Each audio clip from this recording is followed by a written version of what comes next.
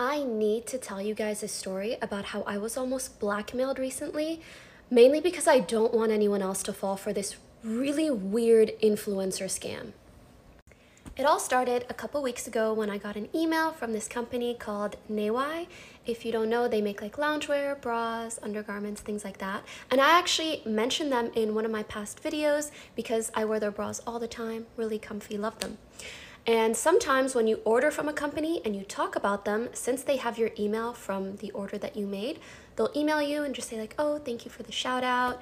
And they asked me if I wanted some PR, which like, if you use the stuff, why not, right? So afterwards, they sent me like this PowerPoint of this new collection that they want to launch, and they said that they just need my measurements and my address, and that they'll send me like 3 custom bras, whatever. However, I was in New York at the time, so I said, hey, can I send you all this stuff in a week when I'm back home? And they said, yeah, that's totally fine. They follow up a few days later when I'm back in LA, and I go to take my measurements, and that's when I look at the email with the diagram they sent me and everything, and I realized that they weren't showing me how to take my measurements. They were asking me to put tape measure around me and send them a photo of my bare chest.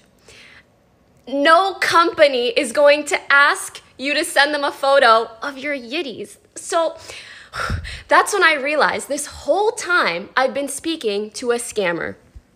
They made a fake email pretending to be working at the company, and they added the same ending that the company would use, but then they put @hotmail.com. But they were also forwarding me fake emails from their fake boss, obviously just editing to pretend like it's a legit company email. They made a fake multi-page PowerPoint. And this person had kindly followed up numerous times. The amount of effort they put in is both comical and frightening. I don't even want to think about what they would have done if I actually sent them anything. Whether it's extort me for money, blackmail me. Like, if they have my address, it's even worse. That's also why you should always send stuff to a P.O. box. Do not give companies your actual address. The real crazy part is I told my friend about this, and she told me that her manager fell for one of these scams and made her send certain information and photos and stuff in to someone who was just lying and scamming them all along. Luckily, it wasn't anything too bad, but still.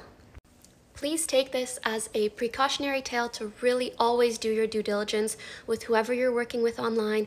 Be careful what information you're sharing, especially if you're a smaller creator, because like me 6 years ago, I didn't have a P.O. box.